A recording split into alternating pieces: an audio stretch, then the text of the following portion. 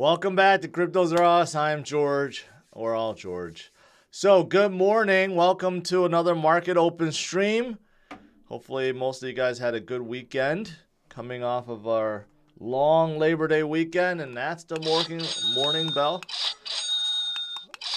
And of course, today, got to talk about what's going on in the world, what's going on with the U.S. markets, what's going on with Ethereum, because everyone's talking about the merge, and the pre-merge has happened already. So what can we expect from here on out? Let's discuss. Smash up the like, subscribe to the channel, make sure you hit that notification bell to get notified of all my streams. Follow me on social media. Check out CryptosRUs.com and make sure you follow my other channels as well. Good morning, guys. Welcome. Like I said, hopefully you guys had a good weekend. Market's back full force today. Well, it hasn't updated yet, but it does look like U.S. markets will be in green today, so that is good. Yeah, so we're recovering obviously from last week. We had a pretty bad week last week, especially Friday, right? So we're trying to recover from that. Yesterday, I did stream and covered how Europe was not looking well. Let's see. But Europe today actually had a pretty good day, pretty good recovery. So, today is looking overall to be pretty good. As for Bitcoin, it's still hovering right around $20,000, a little bit less. But the market cap is climbing up. Last night, we had a little bit of excitement going back to 1 trillion market cap. We're nearly there, 997 billion. Okay, so very, very close. Things are itching up in the right direction, which is up slowly but surely, and that's really, really good. Chris in Houston says all ETH miners are moving to ETH Classic. Some, not all, but I did cover that last night why Ethereum Classic is going up, because of anticipation that all the miners will go to Ethereum Classic, but I think it's a little premature to think that. But I'll get to that. I'll get to that in a little bit. All right, what else is going on today? Well, there's not much macro stuff, world economic stuff, other than Germany is still kind of fearful about what's going on with this whole natural gas shutoff from Russia, right? So their gas giant Uniper is saying that the worst is still yet to come. So obviously not good. Germany is, I think, the country that's most dependent on that natural gas, but I'm sure other countries are affected as well. I've been hearing that these countries that are dependent on natural gas have enough reserves for the winter. That's what I'm hearing. I may be wrong on that. You guys tell me if you're from Germany, you're from Italy, you're from wherever, UK. You let me know if it's still a concern, because I think as we're getting colder, as we're heading into winter, natural gas is very important to heat homes, and hopefully the reserves are stocked up. Otherwise, yes, the worst still has not come yet. So let's hope that that situation gets resolved somehow. But obviously right now, Russia does not want to play ball with any NATO nation or any Western nation, because of course, obviously what's going on with the war. All right, so that is about it. But other than that, a lot of Bitcoin and crypto news. You have HUD 8. Okay, I've been talking about the miners, right? The ones that's been supporting the network, and the ones that are basically hoarding every Bitcoin that they mine. And that's exactly what happened. HUD 8 just announced that they, mined another 375 Bitcoins up till August 31st. And guess what? They held all of it. So now their total holdings go up to, 8,111, right? And they're not alone. Every major mining company out there, this is what they're doing, right? That's why right now, with 900 Bitcoins being produced per day, it's questionable whether or not any of the 900, any of the new minted Bitcoin ever hits the market. It's if you think about all these miners, they're basically hoarding every single Bitcoin. So really, out of the 900 that gets released supposedly per day, could be as little as 0 per day right now already, even now. Right? And then imagine, let's just assume, let's say it's not. Let's say maybe half of it's hoarded, right? But think about the next halving cycle, and then the next halving cycle. Basically, it gets to a point where there will be no new Bitcoins hitting the market, and everyone's fighting over what exists now, right? And if you think about it that way, why would you not want to stock up more, right? So think about that. It's quite interesting to think that, yeah, the scarcity factor to Bitcoin is really amazing, but many people miss out on that. You know, they only look at day to day. That's all they care about. But if you're looking at the future, why Bitcoin will go up, it's mostly due to the scarcity factor, right? And really, we're already seeing that happen right now. It's just getting more and more scarce. And, you know, I show you guys a lot of metrics about it. You know, stuff like this, the number of addresses that's holding something, 0.1 Bitcoin, 0.01 Bitcoin, 1 Bitcoin, 10 Bitcoin, all-time high.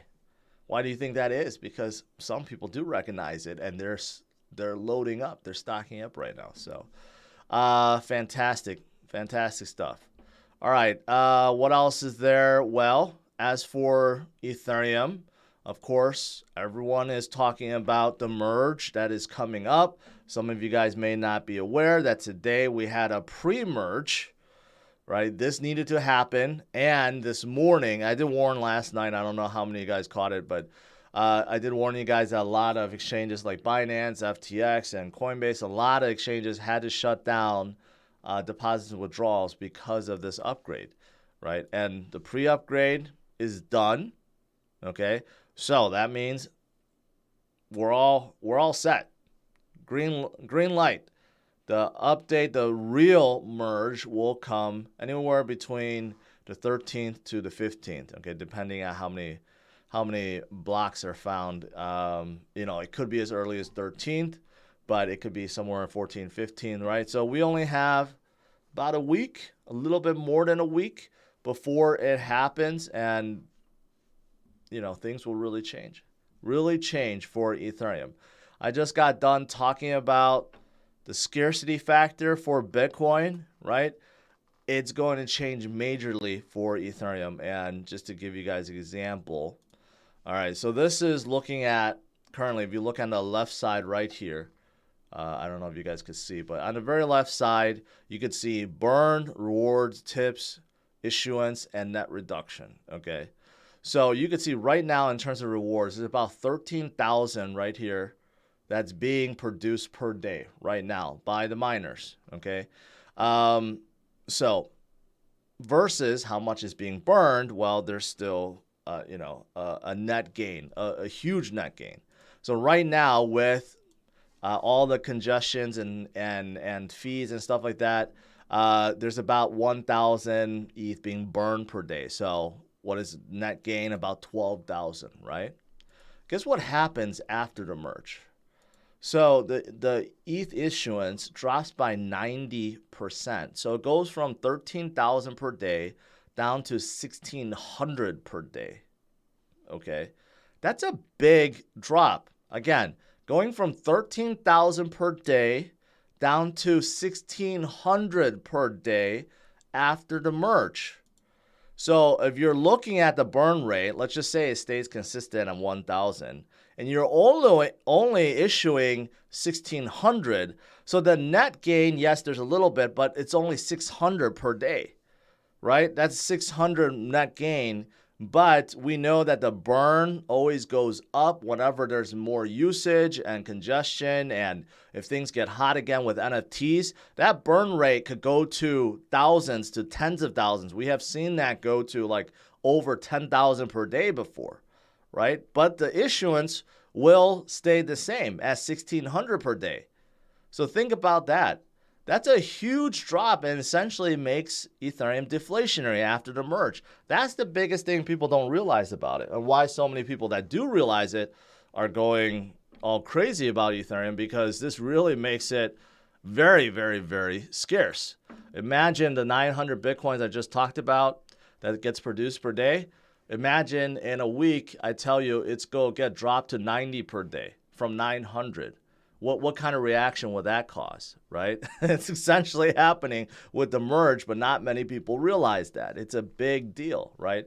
And another thing is the merge does not fix scaling, does not fix the congestions that we have seen before. If the market gets hot again, we'll see it again, and that's why the burn rate goes through the roof, right? So this is only the first step. But anyways, I did want to make a point on that in case you guys didn't understand, like, what's the big deal about moving to proof of stake? This is the biggest deal right now. So yeah, there's that. And of course, because there's a lot of people like FOMO into Ethereum right now, right? You're looking at a lot of, a lot of good things happening. For example, the price. Ethereum to Bitcoin ratio hits the highest for a long time, really. And then also you look at like the dominance factor. I've been telling you guys about like Bitcoin dominance dropping, and guess what's going up? ETH dominance. ETH dominance is at a 4-year high. So in case you guys didn't know, you could chart dominance on TradingView. So right now you can see dominance is right around 21%. And, and that could continue onwards. Now, there were some points back in 2017 and 2018 where Ethereum dominance was higher because it got really, really hot back then, and Bitcoin didn't get so hot yet, like especially like early half of 2017 when ETH dominance went up to about 30-something%. So we're still far off from there, but who knows? After the merge, if Ethereum continues to do well, this dominance could definitely continue to go up.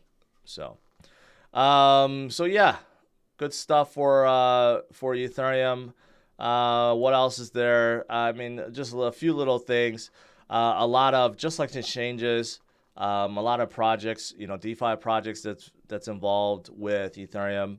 They go probably temporary stop, like loaning and possibly deposits and withdrawals soon, right, because of the merge. So just be prepared. Within the next week or so, you go hear a lot about a lot of projects and exchanges trying to get ready, getting prepared for the real merge, which will be coming September 13th to 15th, somewhere around there, right? So you'll hear a lot about that in the coming weeks. I think that's pretty much it. I don't really have anything else. This has nothing to do with Ethereum, but Renault, which is a big car company, inks dealership with Sandbox to bring automotive experiences to the metaverse. So soon in Sandbox, maybe season 4, you'll see a Renault dealership, so you can check out their cars. I guess that's what it means. All right. Yeah, that's pretty much it. Refreshing here. Ooh, what happened to U.S. markets? It was plus 200. Now it flipped down. That's a big turn in events. So hopefully we're not going to see another red day today coming off of, like I said, last Friday, which was really, really poor. Interesting. It was just markets were looking very positive in the futures. Now has flipped below. Yeah, and I don't know. This is something else. I don't know if you guys heard, but unfortunately, Bed Bath & Beyond's CFO fell out of one of those dangerous windows, and just not good overall. All right, that is it. Let's do some Q&A.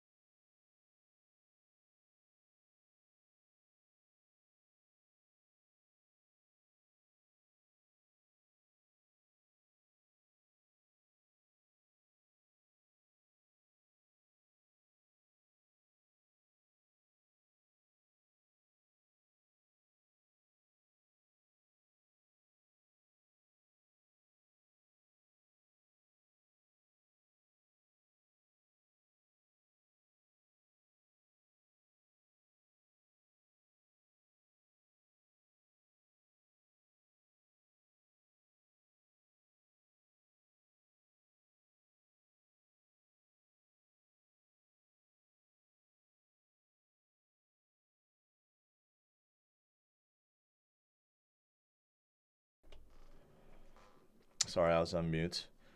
Jory, thank you. I just saw your super chat. Someone asked about, is this the longest bear market? No, because 2018 to 2020, that was pretty rough.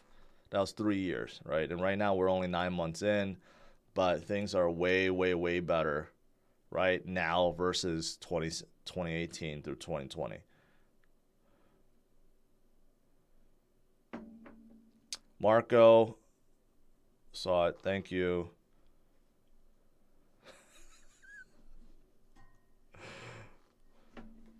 Gotta keep you guys on your toes, so I purposely mute.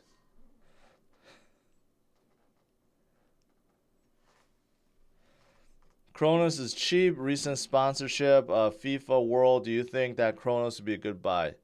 I did not hear about that. I know Algorand got a FIFA partnership, not Kronos.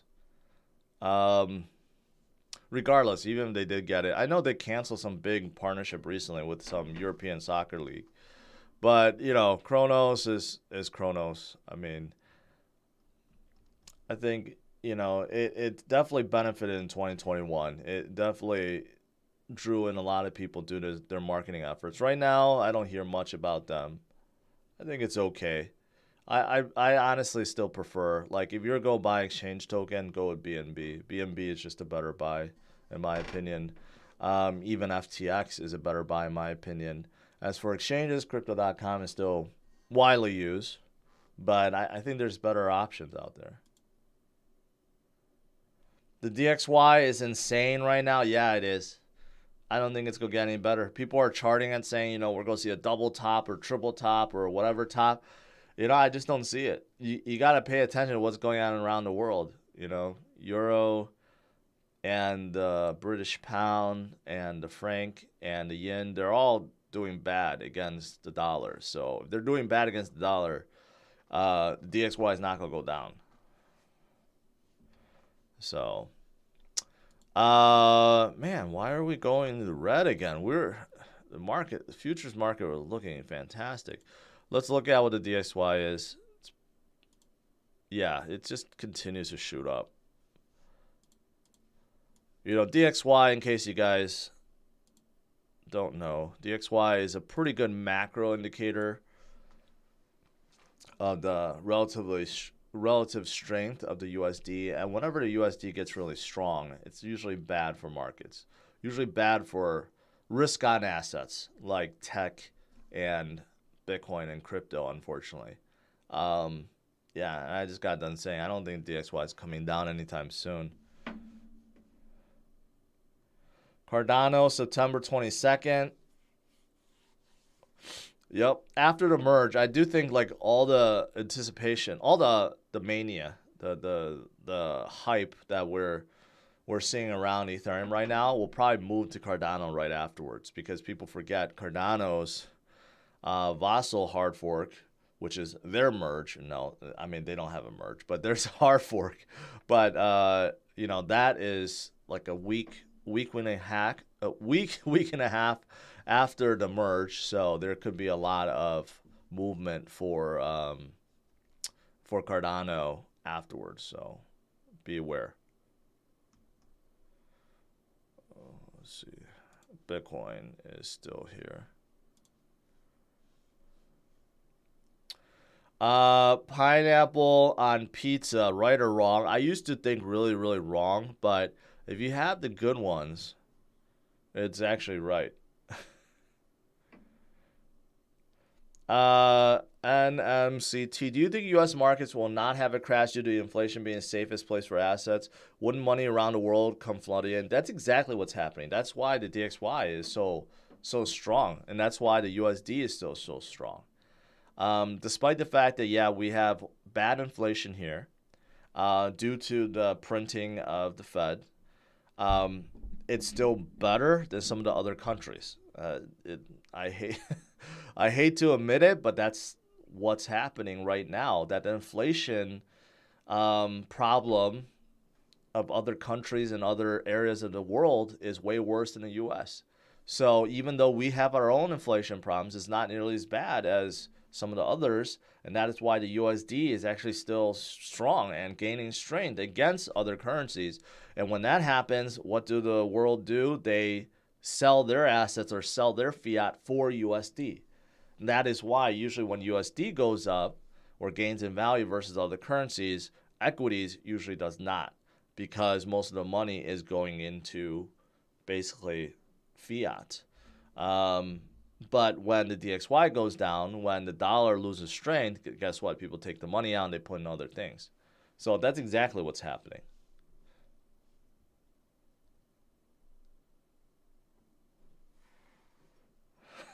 Hawaiian pizza is the official pizza of crypto. Well, like I said, if done right, pineapple on pizza could be good. If done right. I have tried some that are just not good also. I'm in love with oh shoot. What do you call it?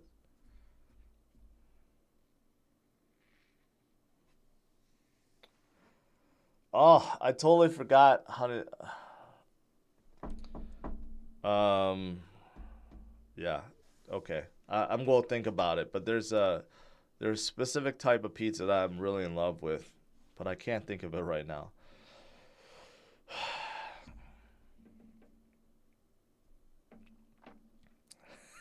Shaolin, no. No, that's not what I'm thinking of.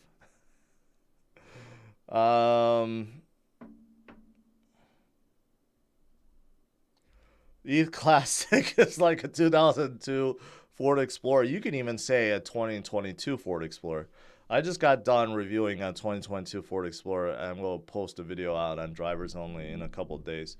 But I was not impressed. It was not impressive at all in any category. Right? These days, if you're a car manufacturer, you come out of the car, you have to have some kind of competitive advantage, something that stands out.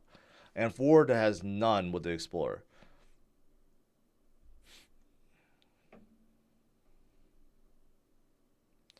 Are you buying the low cap dips? No, I'm staying with the big caps. Their gains are fine right now.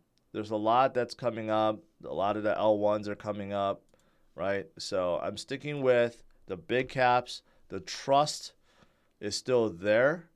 And a lot of them are moving better than Bitcoin, which is why Bitcoin dominance keeps going down, right? So my portfolio, I don't know if you guys been following the 50-25-25 rule, which basically is 50% Bitcoin, 50% in alts. And you can even have, a little bit more in alts like the big caps if you wanted to. But if you've been following that, you've probably been noticing the BTC value of your portfolio has been slowly going up. So whatever you started with, maybe you start with 1 or 5 or 10 in overall value. If you look at what it's worth in BTC and you look at it now, it's actually going up because BTC has stayed steady while everything else has been recovering, right? So that's actually what's been happening, which is a really good thing. One of the reasons why you buy alts is to gain on Bitcoin, to gain sats and gain and accumulate as much Bitcoin as possible. And we're seeing that now, even when things are low, right? This is why I've made a video recently saying Bitcoin dominance has never gone down without like an altcoin season. Ever, if you go back. All previous times when Bitcoin dominance has fallen down to like these 30 percentile ranges is due to an altcoin season and the entire altcoin market like flying up. We have never seen it where it has happened when the entire market is down and we're not seeing any rallies or FOMO rallies or anything like that, right? But but we're starting to see that. And Bitcoin dominance is going down and down and down, and pretty soon it could go down to its previous low of, I think, around 35%. That's the lowest it's ever been, and we're pretty close to that already. What is considered a big cap? I think at this point, I used to consider anything above 10 billion in market cap a big cap. Now I would say right around 7 or 8 billion, right? I mean, SHIB is right there. I mean, but SHIB, Polygon, anything above, I would say it's considered a big cap at this point. Although that number changes during altcoin season or during FOMO pumps, everything is sky high. So, things change a little bit. But overall, it's about, around there.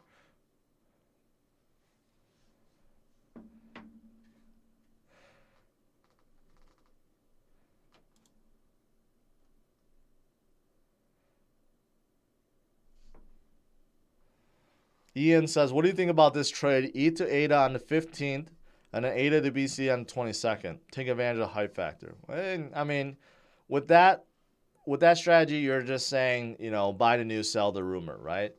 Maybe it works out, but maybe it doesn't. Maybe things continue forward, right? If you want to try, go ahead. Just use a small portion of your portfolio to do it. Don't use your entire portfolio to do it, because if you make a mistake, you're going to regret it.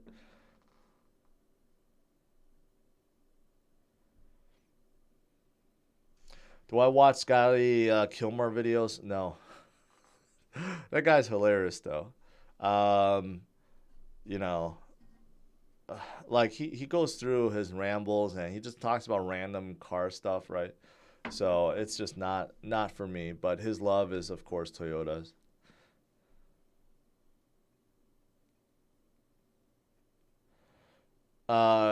Joel Amos, no, I won't. I won't do any response videos. I won't even say his name. So no, I'm not. Are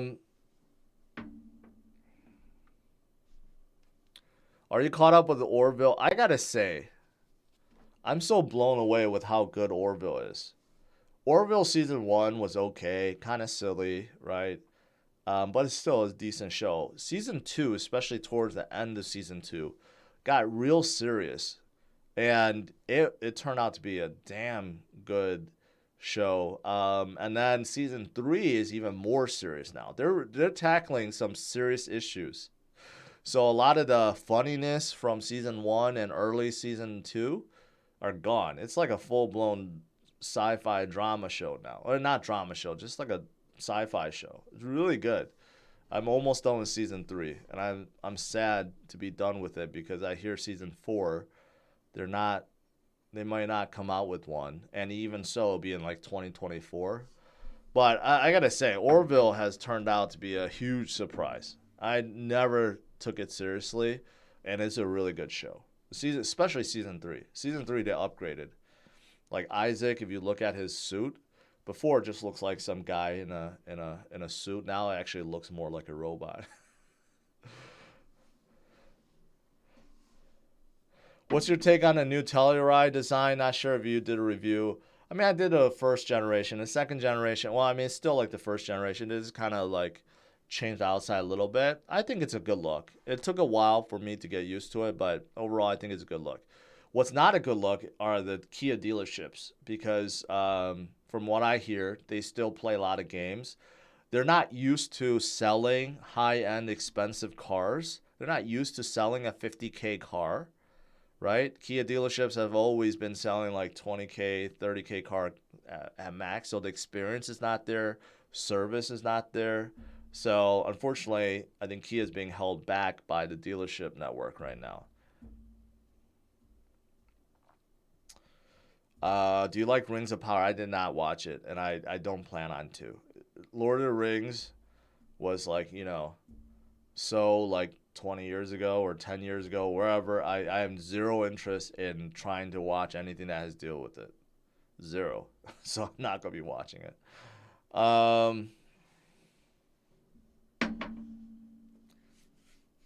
Yeah, I'm serious. I mean, Star Trek is still good. Like Discovery on Paramount Plus is a great show, right? But Star Trek shows are still like more real serious, and sometimes they're too long with interpersonal relationship development and stuff like that. But yeah, Orville's good. It's on Hulu for those of you guys that want to watch it. ETH merge, bullish or bearish? I'm very bullish on the merge. I have said this. Even if it sells off after the merge, I plan on holding Ethereum. Because, I think that ETH issuance drop of 90% is just too big to ignore. I mean, it really makes it so that there's no more. There's no more basically coming out. It's really making it deflationary. I'm not even talking about, I didn't even hit upon the fact that, you know, you have so much ETH locked into bridges, locked into DeFi, locked into variety of other synthetic tokens, right? You take that into account and how much is being burned per day. After the merge, there will be a deflationary effect. I mean, you're going from 13,000 being issued per day down to 1,600. 13,000 down to 1,600. Again, that's a huge drop. Imagine if Bitcoin release, you know, Bitcoin issuance per day went from 900 down to, say, 90. Okay? That'll take about 3 halving events. So think about that. That's what Ethereum is going through. Just bought a 2022 Honda Pilot. You know what? My wife still drives a 2021 Pilot. Pilot is good all around, but doesn't exceed in any one category. But it's way better than a Ford Explorer. I'll say that. It's a nice drive. It's a nice drive. The engine auto start-stop is so damn annoying. You got to turn that off every single time. But outside of that, it's a good, comfortable, big SUV. Nothing, no glaring weaknesses. It's just that it doesn't excel at anything. Orville's on Disney Plus too? I didn't know that. I guess it makes sense. Oh, someone just says stocks tanks. Yeah. Unfortunately, we're heading into the red again. I think it's due to, you know, there's a lot of fear. But here's the thing. European markets, now this European market started to turn too. I think there's a lot of fear right now. Of course, in the U.S., we're still facing rate hikes. There will be one later this month. But I think a lot of people are really worried about what's going on in Europe, right? And this whole this whole thing with Russia, shutting off Nord Stream, shutting off, all these pipelines, right? And people are worried about what's going to happen if this escalates and really Europe gets cut off from Russia's natural gas altogether, and let's say oil altogether, right? What is going to happen? Energy prices in Europe is skyrocketing. I mean, I covered UK a lot recently. UK's energy cap is set to go up by 80% in October. And I don't even know what about Germany, like what it's like for energy and other countries in Europe, right? I think there's still a lot of fear about, as we're heading into winter, how will European countries be able to withstand withstand the high energy prices and low natural gas and low oil, and how will citizens be able to survive, basically, right? I think that's the next major hurdle, and it is a difficult one to solve.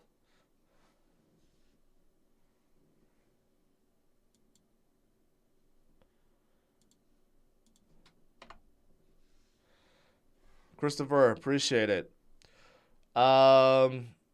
Ethereum merge will hurt all small caps like Phantom? Not really. It may pull liquidity a little bit, but it's not going to hurt them. And remember, Ethereum merge does not solve scalability. Ethereum only, increases its throughput from 15 transactions per second to about 70. So that's not a big increase. Not versus some of these others that are already 1,000 to 10,000 to 100,000 transactions per second, right? So it doesn't solve scalability. So it does not take away from the other L1s and L2s, really. Other than liquidity, maybe, but not the dApps that are riding on top of them.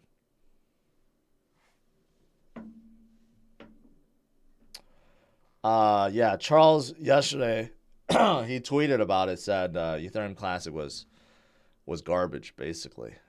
He has severed ties with Ethereum Classic, but Ethereum Classic is still doing well, up 19%, above 40, well, a little bit under 40 now. But they are climbing the ranks. They're at number 17. Let's see how high they could go. Could they end up being, close to top 10? I don't know. I mean, I still don't like their future. I still don't know if they have a future, but many people are banking on the fact that a lot of the miners will go to Ethereum Classic, but that doesn't solve their issues. Just because you have miners coming in to Ethereum Classic or any other project like Ergo or Flux doesn't automatically make them that much better. It secures the network better, but they still have to have a future. They still have to have a plan, right?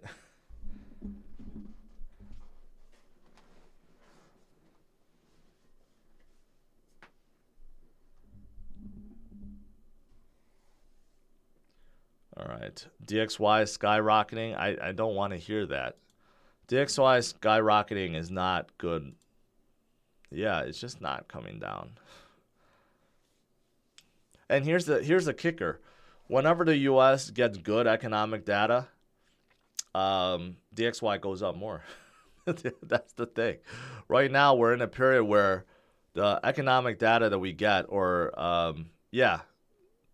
the economic data that we get, we don't want to be spectacular, right? So we don't want the data to show, oh, the US is awesome, like up here. Nor do we want it to be down here saying, oh, we're really struggling. We want it to be right in the middle, a little bit below middle, right? Slightly below expectation, showing that the economy is slowing, but not in disaster, but definitely not blooming. Because any data that's up here, more toward the high end, causes DXY to go up. And that's because people are fearful that Powell has to be more hawkish with his rate hikes to decrease demand. So that's kind of the conundrum we're in right now. So it's tough. It's tough. All right, guys. Oh, look at this headline. Just came out.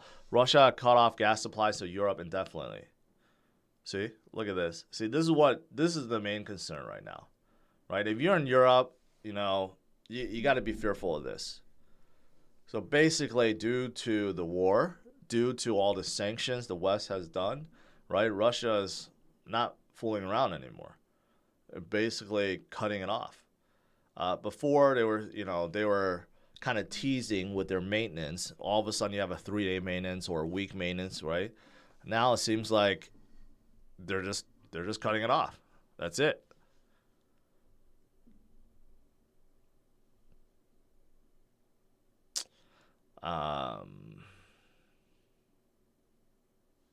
Asked whether pumping gas via Nord Stream 1 was completely dependent on the sanctions, and that supplies would resume if these were lifted or relaxed. Peskov said, of course, the very sanctions that prevent the maintenance of units, which prevent them from moving without appropriate legal guarantees, which prevent these legal guarantees from being given, and so on. It is precisely these sanctions that the West states have introduced that have brought the situation to what we see now. So basically, Russia's saying, yeah, you guys caused it, and this is what we're doing. So this is the reason why I think the market just turned all of a sudden. Yeah, because we started pretty good. And Europe was actually pretty good this morning too, and now it's turned red. So, yeah. Not good. Not good at all.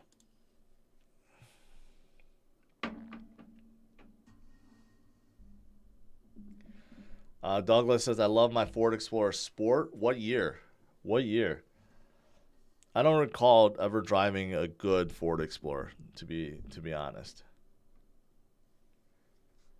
He didn't fall, bro. He jumped. Come on. Of course I know that, all right? Just like all these Russian guys that have fallen out of these dangerous windows. I'm being facetious. I can't even say that name. I'm joking, okay? Facetious. That's what I mean to say. I'm joking around. Of course, there's not a lot of dangerous windows. People don't just fall out of dangerous windows by accident. Someone was behind them.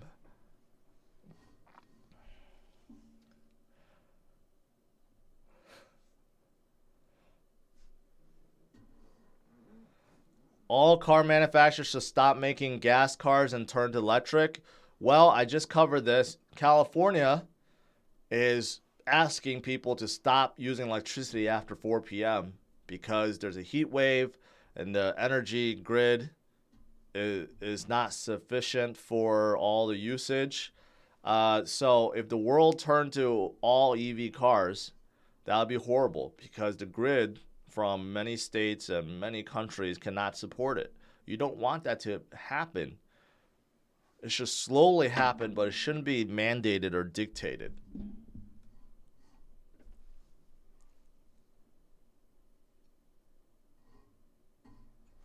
Let's all go back to horses. What we need is someone to invent a teleporter. If someone invented a teleporter, all travel related industries will just die immediately. Airlines will go bankrupt. Car manufacturers go bankrupt. Maybe even cruises, they go bankrupt. And everyone just be using teleporters left and right. Someone needs to invent that. That's $1 trillion invention right there.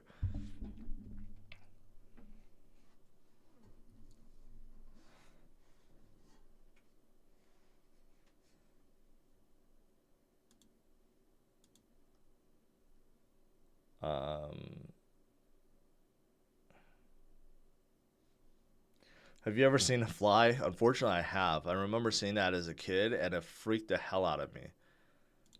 That's one movie you don't want to watch as a kid.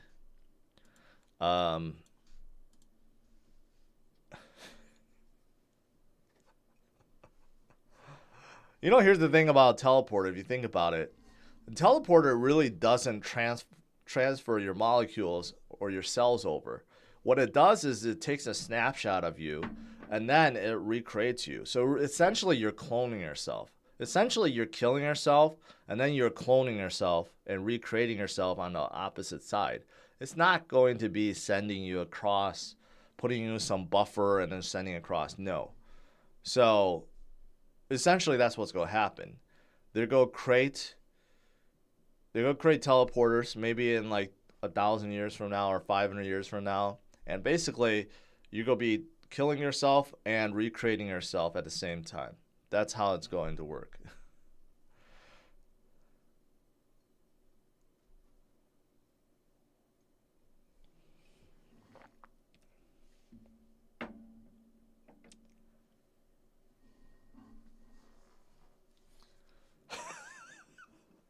Will you start reviewing teleporters on your car channel? Yes, I will if they come out.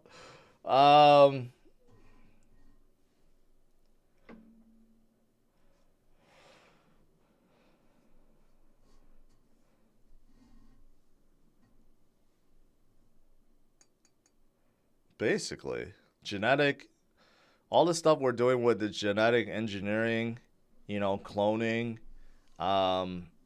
basically we're trying to become God. I mean, if we ever transfer our consciousness into a computer so that we never die, we start creating artificial bodies where we can transfer our consciousness into so we never die. I mean, think about it, then we become our own God, right? We become gods. And it might sound like really crazy, but I think within the next 100 years, we'll be able to transfer our consciousness into a computer. For sure, we'll be able to access our memories sooner than that. By putting some kind of chip in your head, you'll be able to access the internet straight from your head. You'll be able to download your memories as video clips onto a computer. That will come sooner than expected. But after that, we will be able to transfer our entire consciousness into a metaverse, and you could live there permanently forever. Right? And you can even back up yourself and put yourself into a new body if you wanted to. That will be scary, but that will be coming. I say within 100 years that'll happen.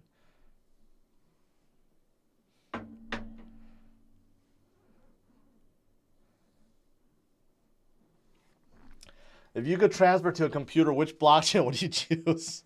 I'd choose Ethereum. I guess that would be as good as any choice, really. Doing that will prevent you from salvation if you believe in salvation. I think more and more people do not believe that. More and more people are just figuring out how to become immortal. And I'm not sure if becoming immortal is actually a good thing, unless everyone you know also becomes immortal. Then it's different. But if you alone, you know, become immortal, everyone around you passes away, then that's not a good thing.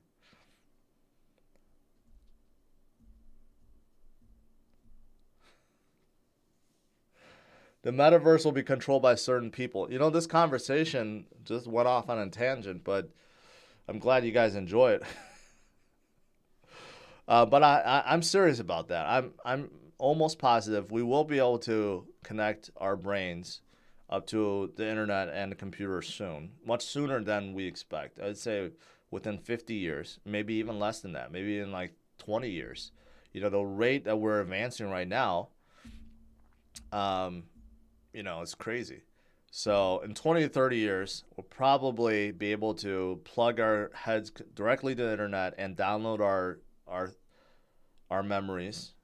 And then soon after that, another 50, 60, 70, 100 years, we'll be able to become immortal and download our consciousness into a computer. And, it'll be like the real life Matrix. We'll create metaverses. We'll create a real world that we could live in. And you could be anyone, anything within the metaverse, right? And if you want to come out of the metaverse, most likely you wouldn't, because you get all your fantasies fulfilled in this metaverse. Unless you still have to work in the metaverse, and that would suck. But I'm thinking we would create our own heavens, and then you just do whatever you want in there, and then no one dies unless the metaverse goes down.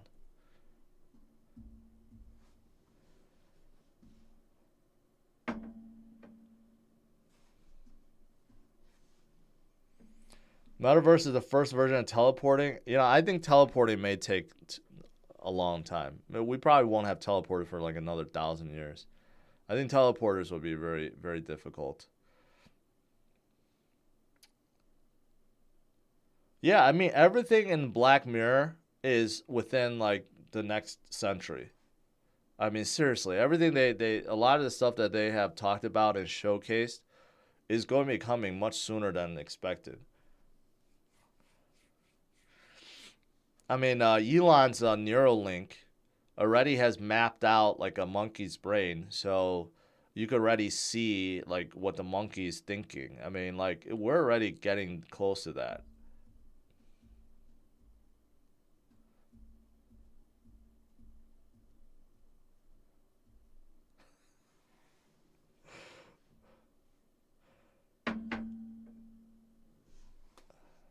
How smooth will the merge be? I think it'll be pretty smooth. Seeing how this morning we had a pretty good update, the Bellatrix update. This is a pre-merge update. It went without a hitch. You just had to upgrade your software. Wallet makers had to do it, and all the miners did it, and it was smooth. So most likely the real merge will be smooth as well.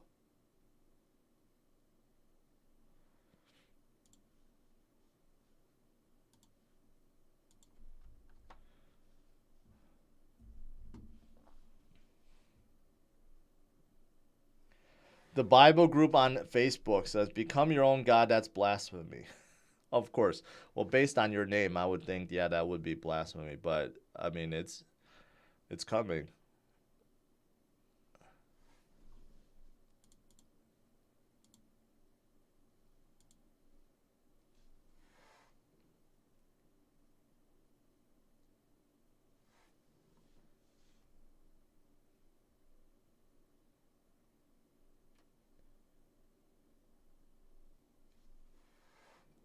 What will be the max supply of ETH? There's no max supply of ETH. So there will be, it was always created to have inflation, but after the merge, the inflation rate basically drops to zero and could go into negatives. So there's no set supply of Ethereum, but after this merge, there will be very, very, very little coming out per day. It drops by 90%. So it's huge, absolutely huge. Would you chip your brain if you could? Honestly, I would. Here's why. And I heard Elon talk about it, and it's true. he was debating the fact that we're already all Androids. We have infinite connectivity already through our phones, right? It's just that the interface is very slow. It takes us a while to turn it on, to be able to search, to read, to comprehend that data. But essentially, everyone in the world is already an Android. We're already all connected to the internet. It's just that the interface is really slow. So what you do is you improve the interface by putting that chip directly in your head. So then you just think about it and it just pops up in your head, right? We're already getting there. We're just at the very early phases of that. But if you think about it, it's true. It's very true. And we're only going to get that, make that more efficient, that interfacing. And yeah, if that was developed and it was safe and it was good, why would you not want that? You have an instant advantage over everyone. You would be able to access any data without pulling out your phone.